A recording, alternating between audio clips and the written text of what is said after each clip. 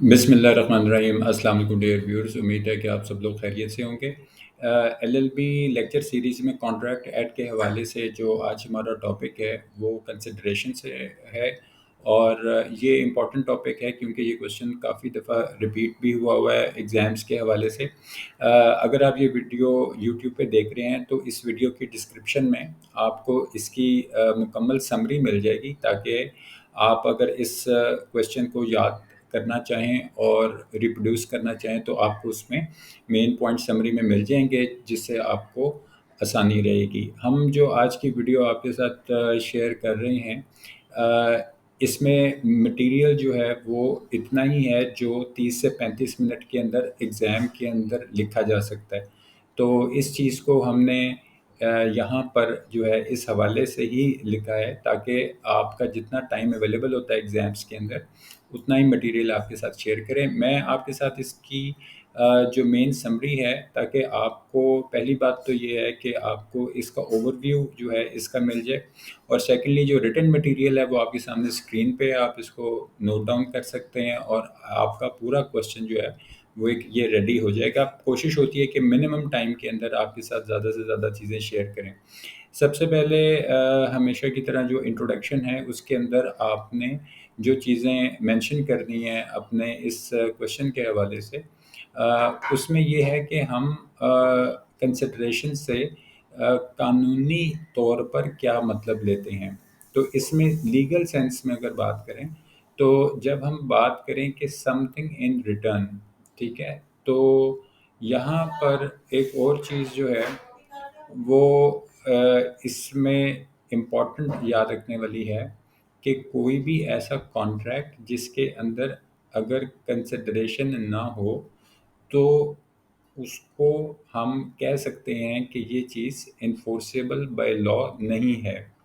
لہٰذا کسی بھی کانٹریکٹ کے اندر، کسی بھی معاملے کے اندر کنسیڈریشن کا جو ایلیمنٹ ہے وہ ایک امپورٹنٹ ایلیمنٹ ہے، اور اس کے بغیر کوئی بھی آپ قانونی تحفظ نہیں کسی کو، یا قانونی طور پہ حقوق نہیں پیدا ہوتے، ٹھیک ہے، یا کسی کے ذمہ داری نہیں پیدا ہوتی اگر اس کے اندر کنسیڈریشن نہ ہو۔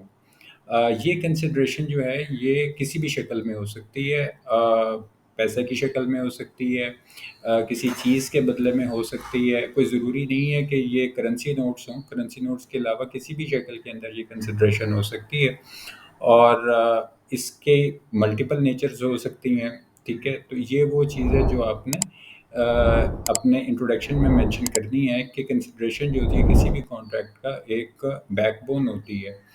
اس کی جو ڈیفینیشن ہے کنسیڈریشن کی آپ کے سامنے، اس میں یہ چیز بیان کی گئی ہے کہ ریزن کنسیڈریشن جو ہے ایک بینیفٹ ہے، ایک ایسا فائدہ جو کہ ایک کانٹریکٹ کو کریٹ کرنے کی وجہ بنتا ہے۔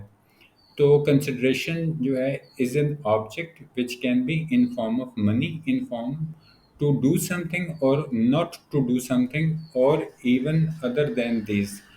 لہٰذا اس میں کرنسی یا پیسہ جو ہے وہ بھی ہو سکتا ہے کنسیڈریشن کی ایک شکل۔ کنسیڈریشن کی ایک شکل یہ بھی ہو سکتی ہے جیسے کوئی آپ کو اس کے بدلے میں کوئی کام کرے یا وہ کام نہ کرے، تو ان دونوں صورتوں میں وہ چیز ہم کنسیڈریشن جو ہے اس کو کہہ سکتے ہیں۔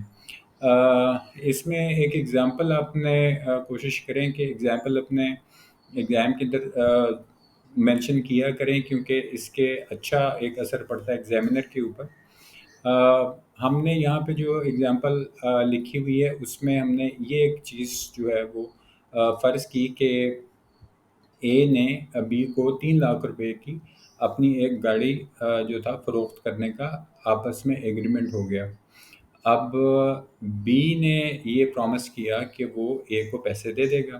جو وہ پیسے ہیں، وہ جو 3 لاکھ روپیہ ہے، یہ اس حوالے سے ہم کہیں گے کہ کانٹریکٹ کی کنسیڈریشن جو ہے وہ رقم 3 لاکھ روپیہ ہے جو بی نے اے کو ادا کرنی ہے۔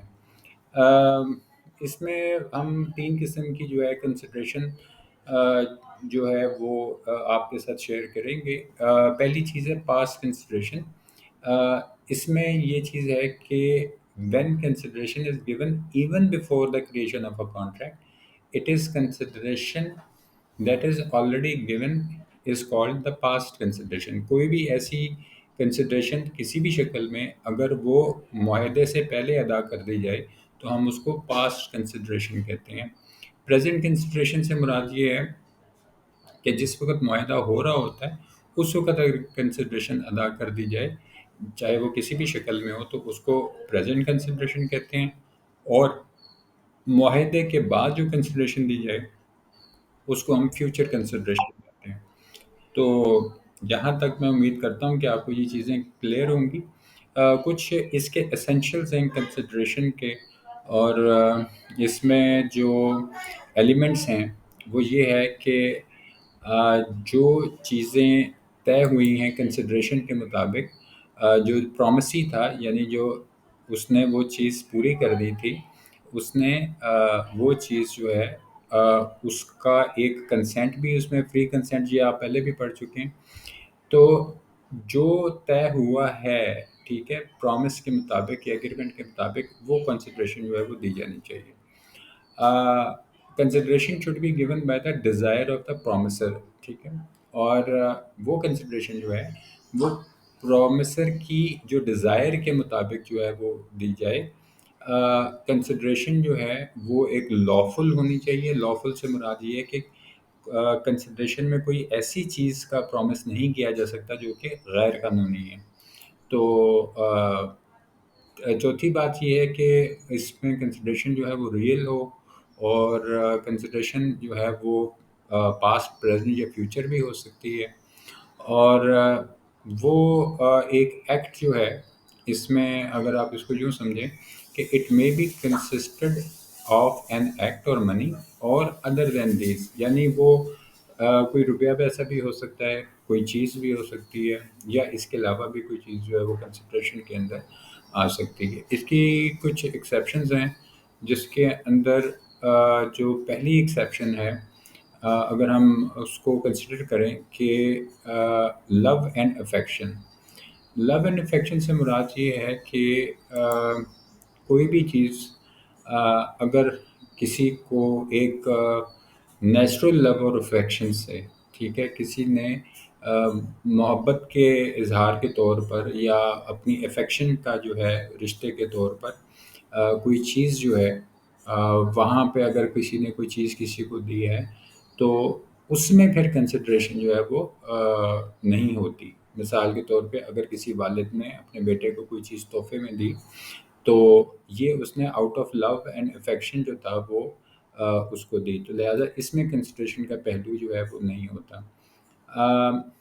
دوسری بات ہے کانٹریکٹ آف ایجنسی.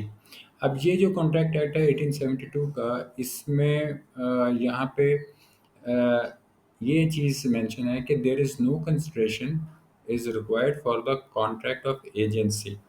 تو اس صورت کے اندر جو ہے کنسیڈریشن نہیں ہوگی. پھر کچھ لوگ چیزوں کو والنٹیئر کرتے ہیں اور بنا کسی معاوضے کے اگر کوئی کسی کا کوئی کام کرتا ہے یا کسی کو کوئی سہولت دیتا ہے تو وہ جو والنٹری چیز ہوتی ہے اس کے اندر کنسیڈریشن جو ہے ریکوائرڈ نہیں ہوتی ہے. اس کے بعد یہاں پہ ایک ٹائم بارڈ ڈیٹ ہیڈنگ ہے. ٹائم بارڈ ڈیٹ کا مطلب ہے کہ ڈیٹ سے مراد قرضہ ہوتا ہے، اور ایسا قرضہ جس کے اوپر کوئی وقت کی لمیٹیشن آ جائے اس کو ہم ٹائم بارڈ ڈیٹ کہتے ہیں. مثال کے طور پہ کہ منی a person borrowed and didn't repay but it is not legally collectible because too many years have passed. In such cases there is no consideration required.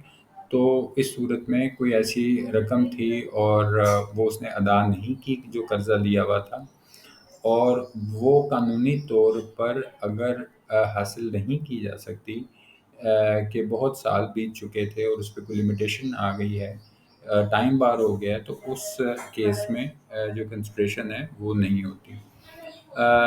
پھر ہم جو اس وقت کانٹریکٹ انڈر سیل جس کو کہتے ہیں، اس سے مراد یہ دی جاتی ہے کہ یہ بھی انگلش لا کے حوالے سے آپ کو یہ میں چیز کلیئر کروں کہ contract which is made in form of a deed under seal is valid even it is made without consideration. کہ انڈر سیل سے مراد جو لی جاتی ہے وہ یہ ہے کہ کوئی ایسا معاہدہ ہوا جس کو انڈورس کیا یہ چیز بتانے کے لیے کہ ہم اس کو جو شیئر کر رہے ہیں اس کی جو اوریجن ہے وہ انگلش لا ہے، اس کے اندر بھی جو کنسیڈریشن ہے وہ اگر نہ ہو تو بھی اس کو ویلڈ سمجھا جائے گا. اس کے بعد ایکسٹینشن ان ٹائم لمٹ ہے کہ اگر کوئی ایسی چیز ہے کہ جس میں کوئی ٹائم کا جو ہے بڑھانا جو ہے وہ آ جائے، تو وہاں پہ جو کانٹریکٹ ہے وہ اس حوالے سے اگر ہم دیکھیں تو agreement is made for extension in time for enforcement of contract. In such case there is no need of any consideration. اس میں جو معاہدہ ہو چکا ہوا تھا اس کے بعد جو اس کی وقت کی میعاد تھی، وقت کی میعاد گزرنے کے بعد اگر کوئی وقت کو بڑھانے کا معاہدہ کیا جائے تو اس میں پھر کنسیڈریشن کی ضرورت نہیں باقی رہتی. بہرحال جی اس کے بعد جو چیز ہے وہ اس وقت میں آپ کے ساتھ اسکرین کے اوپر شیئر کر رہا ہوں کہ ان لافل کنسیڈریشن. اب اس میں کوئی بھی ایسی کنسیڈریشن، ٹھیک ہے، اگر ہم بات کریں کہ in contract of any object which violates the law or based upon a fraud or creates an injury to other, it will be considered unlawful consideration. لہٰذا جس بھی کسی ایسے معاہدے سے جو قانون کی خلاف ورزی کرے، ٹھیک ہے، اس میں وہ جو کنسیڈریشن ہے، ٹھیک ہے، وہ ایک ان لافل کنسیڈریشن کہلائے گی.